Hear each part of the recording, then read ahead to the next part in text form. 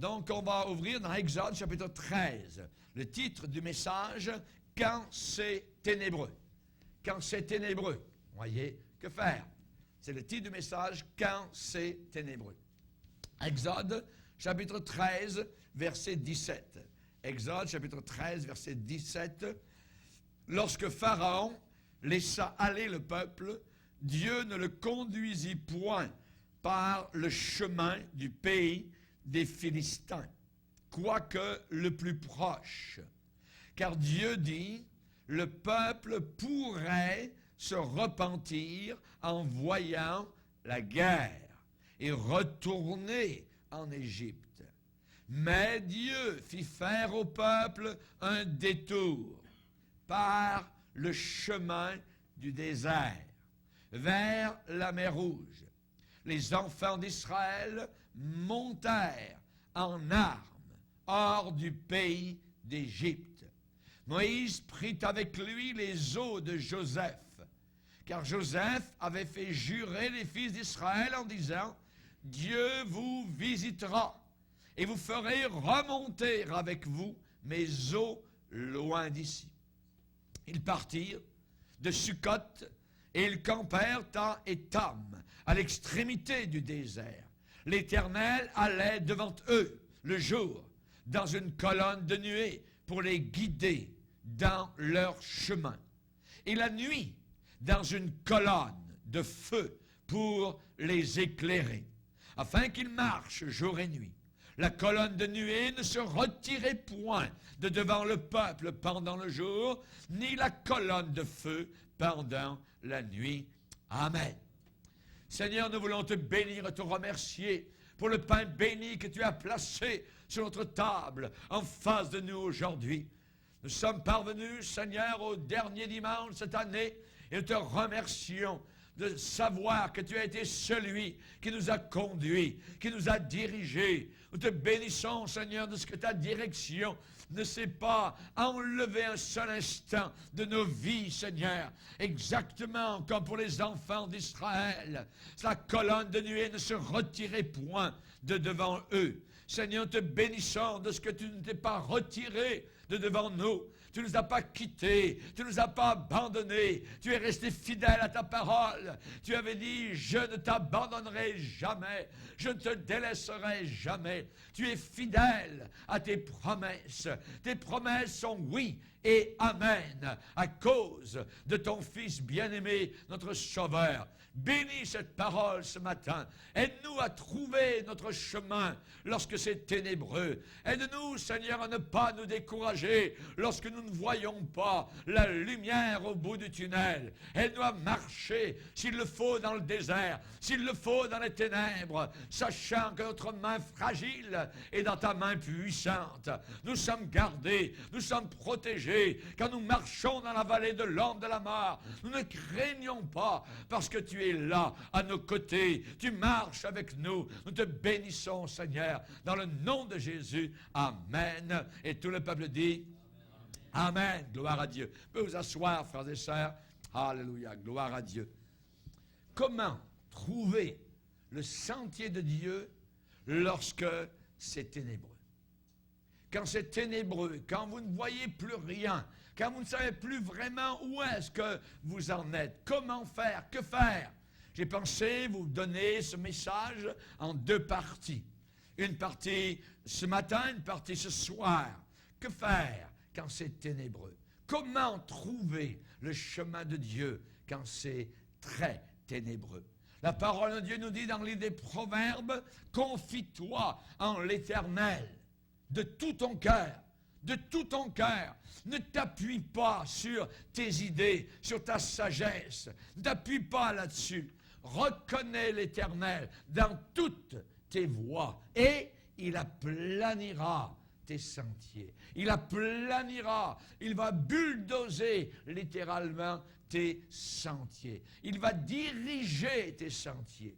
Comme le peuple d'Israël a été dirigé. Il semblait qu'il faisait un détour. Il semblait que c'était plus long. Mais les détours de Dieu sont en réalité des raccourcis.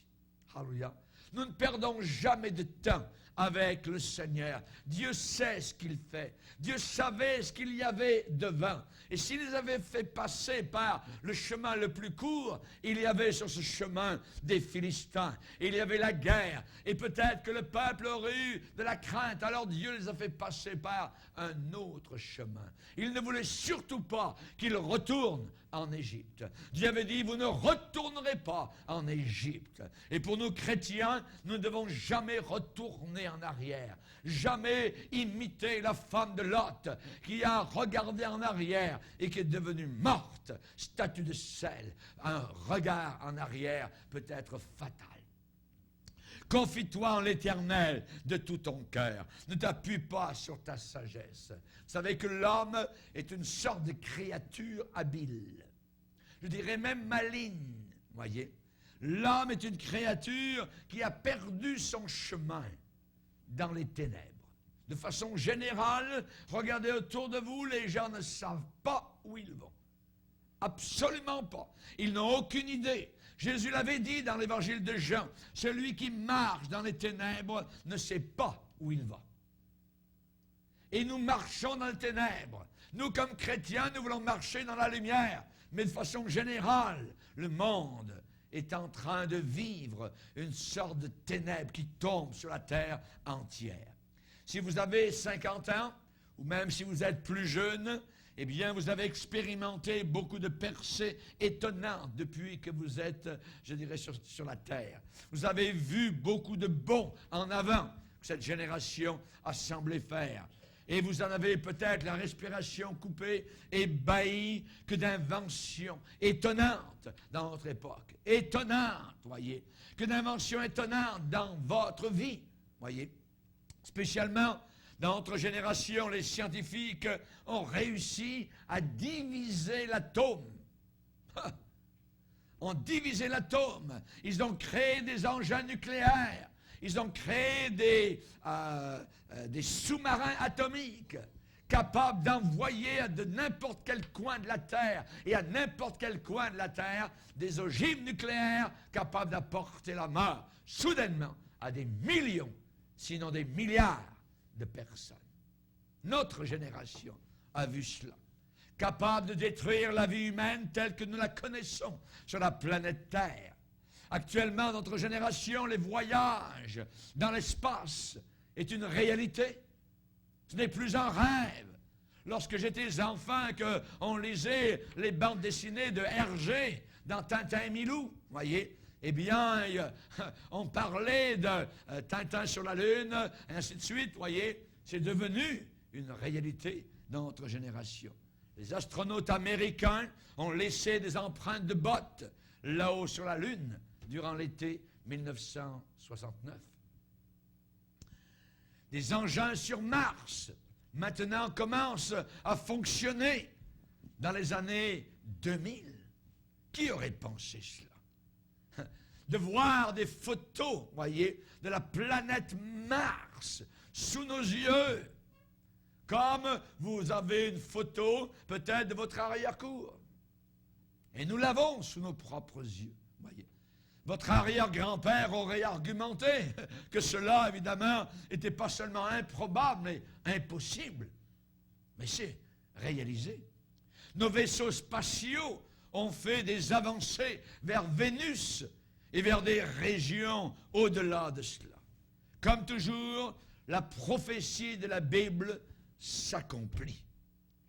Comme toujours, la prophétie de la Bible est vraie. La parole de Dieu prophétisait que dans les derniers temps, les hommes courraient ici et là.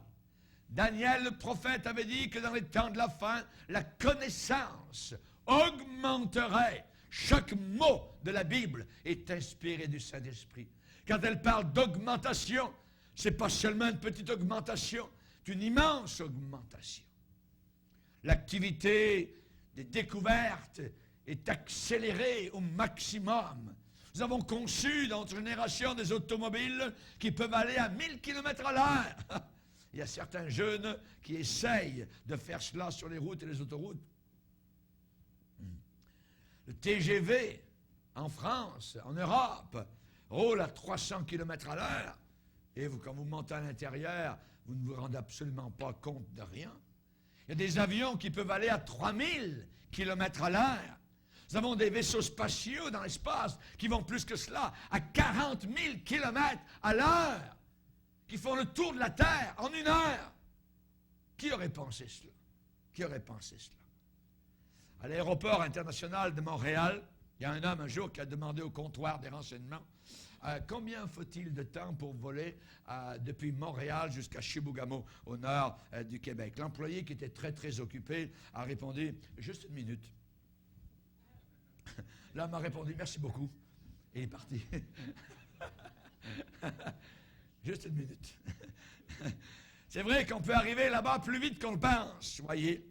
Mais nous ne savons pas vraiment, voyez, où est-ce que nous allons comme génération. Demandez-le dans la rue et vous allez le voir, voyez. Tout ce qu'on a ajouté, c'est la vitesse et le bruit. Mais on ne sait pas où est-ce qu'on va. Et tout ça est arrivé dans les derniers 60 ans. Dans les derniers 60 ans, cela est arrivé. Et cependant, pendant ces mêmes années, le divorce a augmenté, qui auparavant était sur un mariage, voyez, sur 20 mariages, il y avait un divorce. Et maintenant, sur 2 mariages, il y a un divorce. Rendez compte, quand encore on se marie, il y a eu une augmentation du crime de 800%. Voyez. Et nous sommes arrivés à être capables, avec notre intelligence brillante, à marier 2 hommes ensemble et 2 femmes ensemble. Nous sommes des idiots. Des stupides intellectuels. Des stupides, voyez. L'homme se pensant sage est devenu complètement fou. C'est vrai que l'homme est vraiment une créature habile et inventive, mais stupide, intellectuellement. À la fin de la Deuxième Guerre mondiale, le général Douglas MacArthur a déclaré, et je cite ce qu'il a dit, il a prédit, « Nous venons d'avoir notre dernière chance. Si maintenant nous ne pensons pas à établir un système plus grand, plus équitable, alors Armageddon sera à notre porte. » Il a continué en disant à la base, le problème est théologique et demande une recrudescence spirituelle et biblique. Imaginez, c'est un homme de guerre, général Douglas MacArthur. Il a dit, nous avons besoin d'une amélioration du caractère humain. Il faut que ce soit de l'esprit si nous voulons sauver la chair. Chers amis, au beau milieu de ce minuit de désespoir, la promesse de Dieu brille de tout son éclat comme une étoile. Dieu a dit, l'Éternel sera toujours ton guide. L'Éternel te conduira continuellement. Dans le psaume 32, je t'instruirai, je te montrerai la voie que tu dois suivre. Je te conseillerai, j'aurai le regard sur toi. Ça veut dire, je te conduirai avec mon œil, avec mon regard. Merci Seigneur. Nous ne devons pas être mal guidés. Nous ne devons pas être mal dirigés. Dans une époque de missiles téléguidés, qui sont très bien guidés. Nous, est-ce que nous pourrions être mal guidés? Non, il ne le faut pas. Nous voulons être bien guidés. Alléluia. Le Seigneur a dit que nous sommes, dans la Bible, dans Ephésiens 2, il a dit que nous sommes son ouvrage. Nous sommes son poème, nous sommes son œuvre. Nous avons été créés par lui, ayant été créés en Jésus-Christ pour de bonnes œuvres que Dieu a préparées d'avance afin que nous les pratiquions et que nous y marchions dedans. Dieu a des œuvres préparées d'avance. À nous de les découvrir, à nous d'y marcher. Amen. Il a prévu quelque chose. Est-ce dur pour vous de croire cela? Est-ce dur? Non. Cela ne devrait pas être dur. Dieu a un maître plan pour votre vie. Votre vie qu'il a conçue, qu'il a établie pour vous avant la fondation du monde.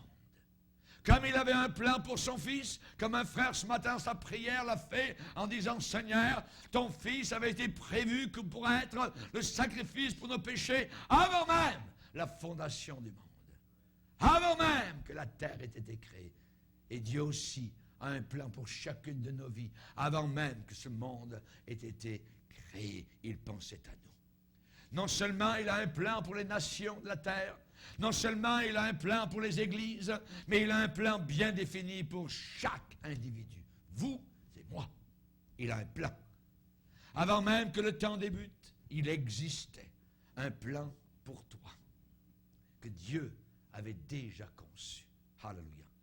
Dieu est tellement soucieux de toi. Dieu est si intimement concerné par toi que même les cheveux de ta tête sont tous comptés.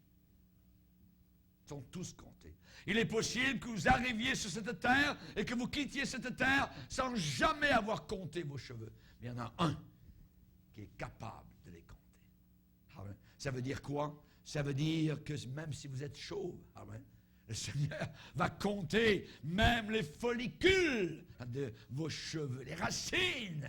Il va compter même les pores de votre peau. Écrivez bien cela quelque part. L'Éternel a fermé les pas de l'homme. Les pas d'un homme bon sont ordonnés de l'Éternel. Et il prend plaisir à sa voix. Si Jésus-Christ est vraiment votre sauveur et votre maître, votre Seigneur, non seulement votre vie entière aura une suite dans l'ordre, ordonné, bien réglé par le Seigneur, mais aussi chacun de vos moindres pas sera ordonné par le Seigneur. Dieu a autant un plan pour le boulanger que pour le pasteur.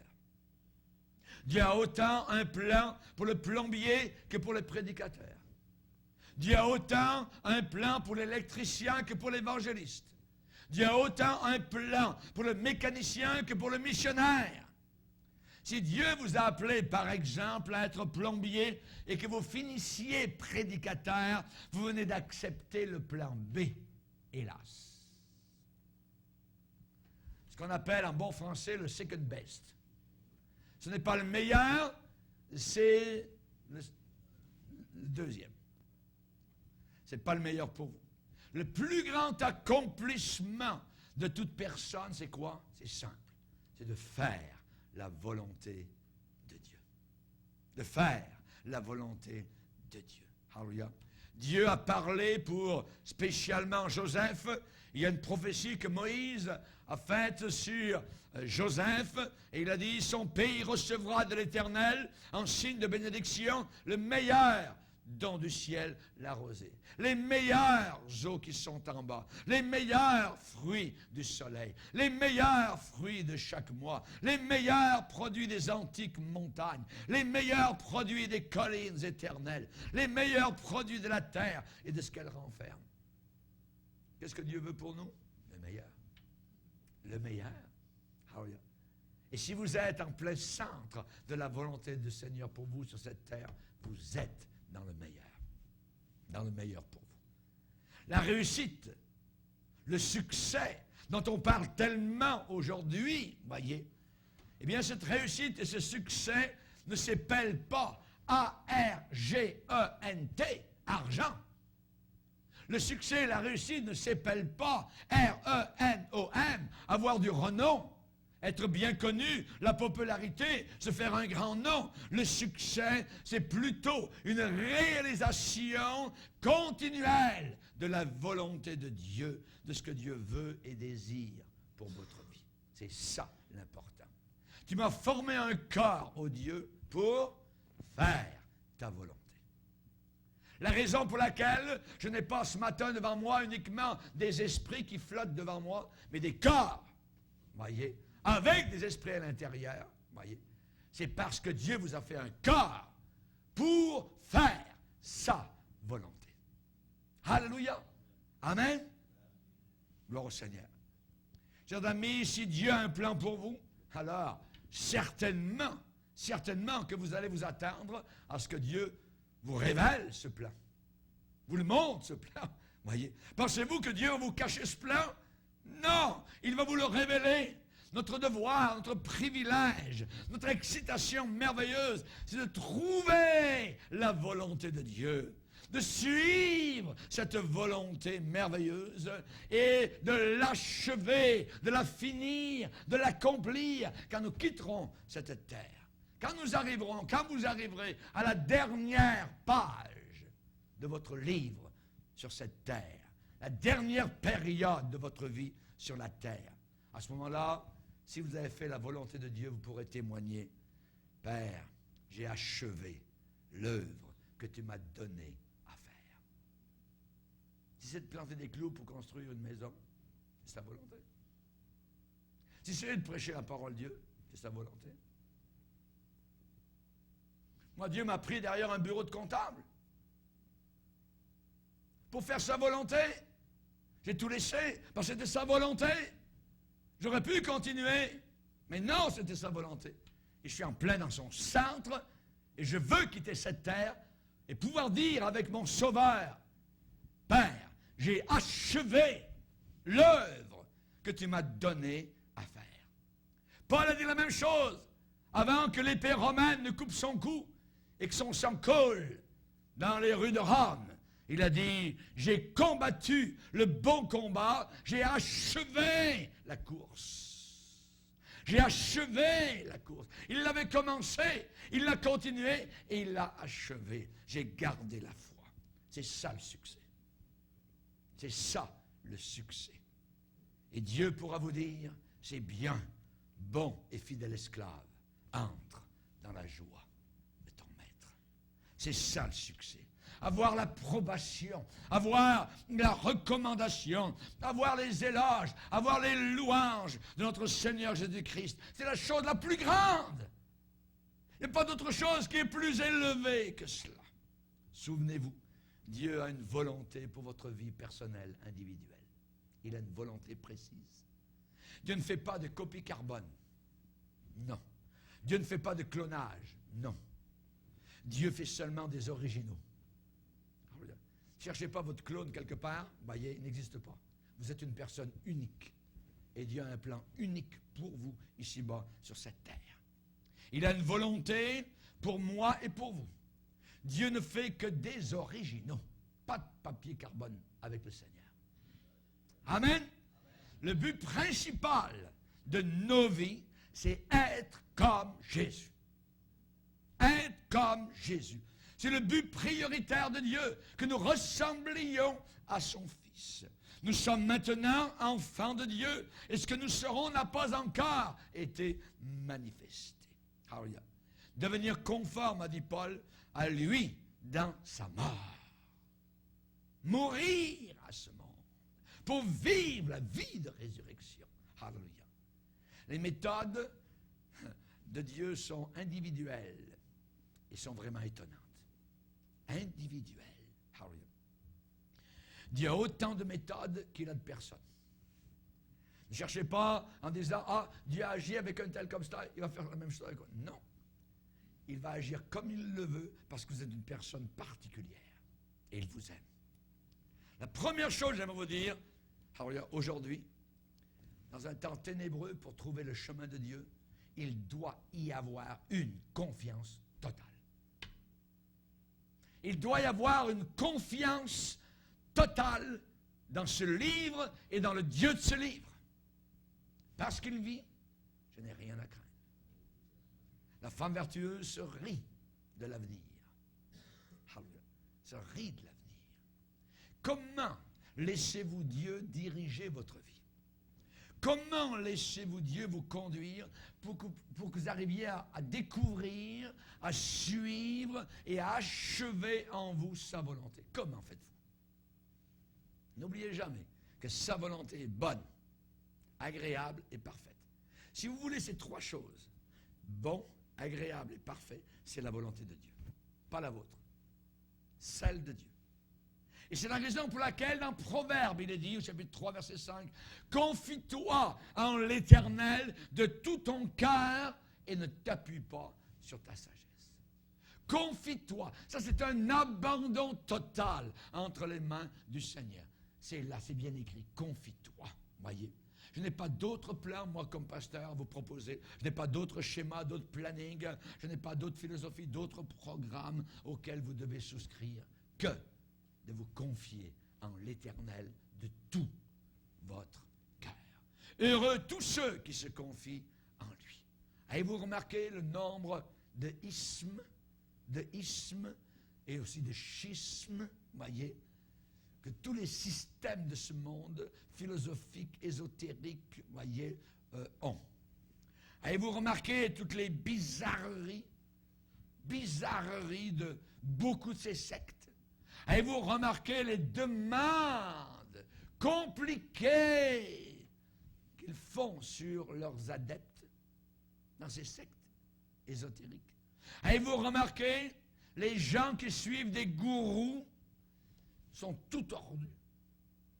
Ils s'en vont aux Indes là-bas, ils s'en vont frôler la robe du Dalai Lama et là ils deviennent complètement les cheveux sur la tête, ainsi de suite. Et, voyez, ils s'en vont à Rome, ils voient le pape apparaître à une fenêtre et là ils viennent de voir Dieu. Avez-vous remarqué tous ces gens qui suivent ces gourous tout tordus sont prêts à se jeter dans le précipice? Se jeter, je dis bien, dans le précipice. Mais ce matin, je vous demande de faire confiance à une personne qui s'appelle le Seigneur, Jésus le Christ. Celui qui est décrit dans le Cantique des Cantiques comme étant aimable, rempli d'amour, dont le nom est comme un parfum qui se répand là où ce nom est aimé, respecté et honoré. Pour discerner et comprendre sa volonté, nul besoin de placer votre corps dans toutes sortes de contorsions ou de choses terribles. Nul besoin de vendre des petits paquets de fleurs sur le coin des rues. Nul besoin d'aller aux Indes, à Bénarès, d'aller vous plonger dans un fleuve qui est tout boueux et sale et dans lequel supposément vos péchés sont complètement enfouis. Nul besoin d'aller à la Mecque et de jeter des pierres contre Satan. Satan, il rit des pierres, oui. Nul besoin d'aller à Rome, d'aller à Lourdes. Non. Nul besoin de faire des sons chantonnants, voyez, étranges. Nul besoin de faire avec le yoga le salut au soleil et d'adorer la lune. Nul besoin d'avoir un spirit guide. Nul besoin de rentrer dans le Reiki ou quoi que ce soit. Non. Simplement, la réponse est simple. Confie-toi en l'Éternel de tout ton cœur. Confie-toi en l'Éternel de tout ton cœur. Mets ta confiance totale dans le Seigneur, le Tout-Puissant. Il est le roi des rois, le Seigneur des seigneurs. D'où me viendra le secours? Le secours me vient de l'Éternel. Quel Éternel? Celui qui a fait les cieux et la terre, qui a étendu les cieux comme une étoffe légère. Et un jour, il va les rouler. Alors, il y aura de nouveaux cieux et une nouvelle terre où la justice habitera. Merci Seigneur. Il est le roi de tous les rois et le Seigneur de tous les seigneurs. Beaucoup de personnes trouvent difficile de se confier en l'Éternel. Beaucoup de personnes trouvent difficile de s'appuyer sur lui. Pourquoi? Je vais vous le dire. Parce qu'ils ne l'aiment pas. Vous ne pouvez pas vous confier dans quelqu'un que vous n'aimez pas. C'est impossible. Imaginez, un étranger vous demande « Hey, est-ce que tu pourrais faire quelque chose pour moi? » Un étranger, vous ne le connaissez pas. La première question qui va sortir de votre bouche, probablement, qu'est-ce que c'est que tu aimerais que je fasse? L'étranger vous répond, dit, laisse faire, ne cherche pas à savoir ce que c'est. Fais-moi simplement confiance. Je suis certain que vous allez répondre et vous allez dire, hey, regarde, j'ai vraiment besoin de mieux te connaître pour te faire vraiment confiance. Supposez, d'un autre côté, que ma tendre épouse, André, vienne vers moi et me dise, Raymond, veux-tu faire quelque chose pour moi? Et me connaissant, ma première question sera probablement, oui, qu'est-ce que c'est, chérie? Et si elle me disait, ça n'a pas d'importance, fais-moi seulement confiance. Savez-vous ce qui arriverait? Je lui ferai confiance. Pourquoi? Parce que je l'aime et elle m'aime. Mais vous ne pouvez pas faire confiance à quelqu'un que vous ne connaissez pas et que vous n'aimez pas. C'est impossible. Je l'aime, mon épouse, suffisamment, je la connais assez pour savoir qu'elle m'aime suffisamment pour ne jamais me demander quoi que ce soit qui va me faire du mal ou me mettre dans l'embarras ou me placer dans une position qui ne servirait pas à mes intérêts, les meilleurs. Je serais d'accord, je dirais, oui André, je vais le faire parce que je t'aime. Mais si je ne l'aimais pas, ce serait dur pour moi de lui faire confiance. Et si vous n'aimez pas le Seigneur, c'est parce que vous ne le connaissez pas. Et si vous le connaissez, vous l'aimeriez. Parce que toute sa personne est pleine de charme. Pleine de charme. On ne peut pas le connaître sans l'aimer. Et vous ne le connaissez pas parce que vous ne passez pas du temps avec lui. Il faut passer du temps avec lui. Ce n'est pas au premier regard qu'il y a un amour vrai, qu'il y a un amour réel. Oui, on peut avoir le béguin. Oui, on peut avoir une sorte d'engouement pour une autre personne, voyez. Il y a seulement un amour authentique qui existe lorsque la confiance se développe. Il faut qu'il y ait un amour authentique. Hallelujah. Et alors que la confiance se développe, l'obéissance est nourrie et la bénédiction s'ensuit. Le connaître, c'est l'aimer. L'aimer, c'est lui faire confiance. Lui faire confiance, c'est lui obéir. Et lui obéir, c'est être béni. C'est simple. Alléluia. Confie-toi en l'Éternel de tout ton cœur. Deuxièmement, ne t'appuie pas sur ta sagesse. Autant les cieux sont élevés au-dessus de la terre, autant les voies de Dieu sont élevées au-dessus des nôtres. Fais-lui confiance. Ne t'appuie pas sur ta sagesse. Je veux que vous compreniez aujourd'hui bien clairement ceci. C'est que la Bible ne nous conduira jamais vers quelque chose d'incompréhensible. Jamais. Oui. Dieu veut que nous comprenions. Dieu sait qu'il a mis en nous une intelligence. Cette intelligence, elle est renouvelée par le Saint-Esprit quand on est sauvé. Les païens ont l'intelligence obscurcie. Leur intelligence a été plongée dans les ténèbres. Mais Dieu veut que nous comprenions. Dieu ne veut pas que nous nous appuyions sur notre propre compréhension, sur notre propre sagesse. Le conseil de Proverbe 3 est simple. Ne sois point sage à tes propres yeux. Ne t'appuie pas sur ta sagesse. Pourquoi? Pourquoi? La Bible est claire. Telle voie paraît droite à un homme, mais son issue, le bout, c'est la voie de la mort. C'est la voie de la perdition. Ne t'appuie pas sur ta propre sagesse. Parce qu'il y a un danger. Telle voie paraît droite, ça paraît droit, ça paraît correct. Tout est bien, tout est beau, dans le meilleur des mondes. Mais le bout de ce chemin-là, c'est exactement comme l'ange de l'Éternel qui est apparu à Balaam sur un chemin. Et avec l'épée en avant, l'ange de l'Éternel lui a dit, ne va pas plus loin. Le chemin sur lequel tu veux aller est un chemin de perdition. Un chemin de perdition. Ne t'appuie pas sur ta sagesse. Quelqu'un peut avoir consulté son docteur. Quelqu'un peut avoir consulté son banquier. Quelqu'un peut avoir consulté sa propre intelligence. Quelqu'un peut avoir observé, fait le tour de tous les facteurs, voyez, qui sont en ligne de cause.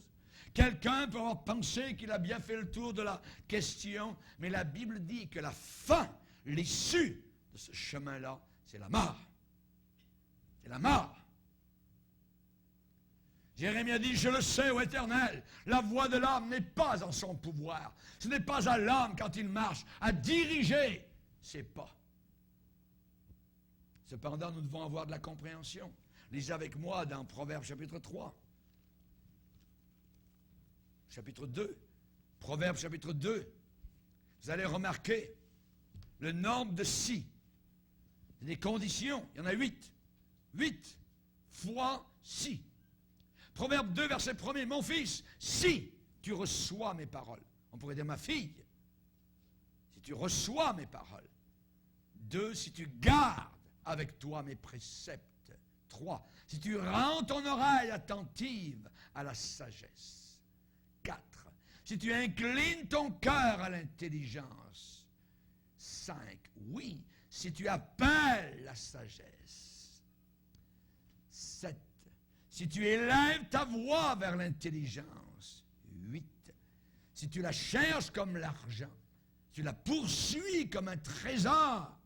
Résultat de quoi, tous ces si? Si je remplis toutes ces conditions, alors, tu comprendras, tu réaliseras la crainte de l'Éternel et tu trouveras la connaissance de Dieu. La connaissance de Dieu. Dieu nous dit de se servir de sa sagesse. La sagesse sanctifiée qu'il nous a donnée. Dieu nous enseigne et nous ne devons pas mettre notre confiance sur notre propre compréhension des choses. Nous ne devons pas nous appuyer sur notre propre sagesse personnelle. Nous devons nous appuyer seulement et uniquement sur lui. Seigneur, je te fais confiance. Je te fais confiance. Amen. Il nous dit de ne pas être sage à nos propres yeux. Ne sois point sage à tes propres yeux. Crains l'Éternel, crains Dieu et détourne-toi du mal. Joseph en Égypte, devant ses ennemis, leur a dit, je crains Dieu. La crainte de Dieu est le commencement, le début de la sagesse. Pourquoi cette génération s'en va vers l'enfer éternel? Pourquoi les rues sont pleines de monde qui descendent vers le gouffre éternel, vers les pleurs et les grincements de dents éternels? Ils n'ont aucune crainte de Dieu. Aucune crainte. Ne sois point sage à tes propres yeux, crains l'Éternel. Détourne-toi du mal. Ce sera la santé pour tes muscles. Ce sera la santé pour tes muscles. Et un rafraîchissement pour tes os. Tes os seront rafraîchis. Ton corps sera renouvelé.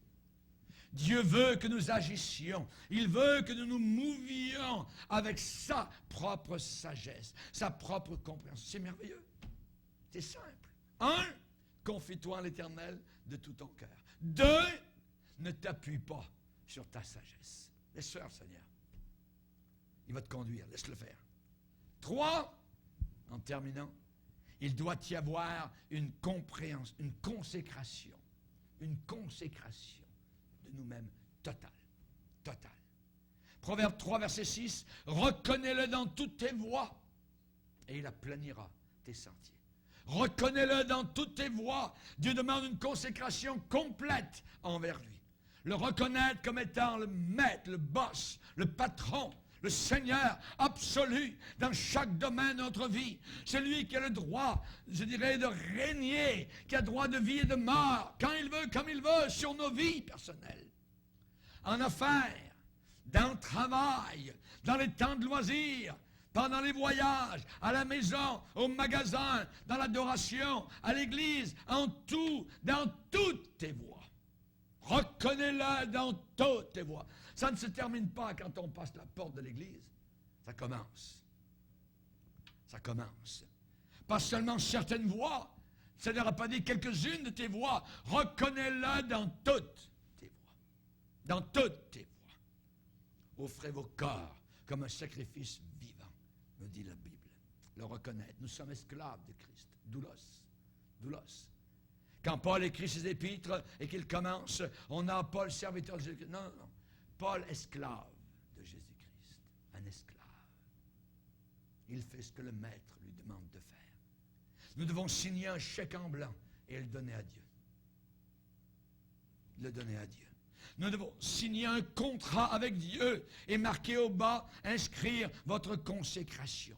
Voilà, Seigneur, maintenant, c'est toi qui vas remplir tous les détails de ma vie. Il n'y a pas de soldat qui s'embarrasse des affaires de la vie s'il veut plaire à celui qui l'a enrôlé. Nous chantons « Accepte mon offrande, Seigneur ». C'est mon joyeux service d'offrir à Jésus-Christ, en vivant sacrifice, mon corps et mon esprit. C'est à lui, de toute façon. Il y avait un grand prédicateur, le docteur Stephen Halford, un homme puissant, un homme versé dans les Écritures. Il avait été élevé en Afrique, fils de parents missionnaires, un jeune homme très brillant. Il a décidé de devenir ingénieur. Il a décidé de prendre un cours en génie mécanique. Et il est allé dans une des écoles les plus réputées. Il a diplômé avec les plus hauts honneurs. Et son plan était quoi? De réussir, d'avoir du succès et d'avoir beaucoup de loisirs et de bon temps. Son plan était d'accumuler toutes les belles choses que l'argent peut acheter. Son plan, c'était qu'avec sa richesse, il pourrait aider les missionnaires et en même temps la parole de Dieu. Ça lui semblait un plan merveilleux, splendide à ses yeux. Malheureusement, ça venait de ses propres pensées. C'était fabriqué par lui de toutes pièces. Tout semblait aller dans sa direction, sauf que, un jour, soudainement, il est devenu terriblement malade. Malade à mort.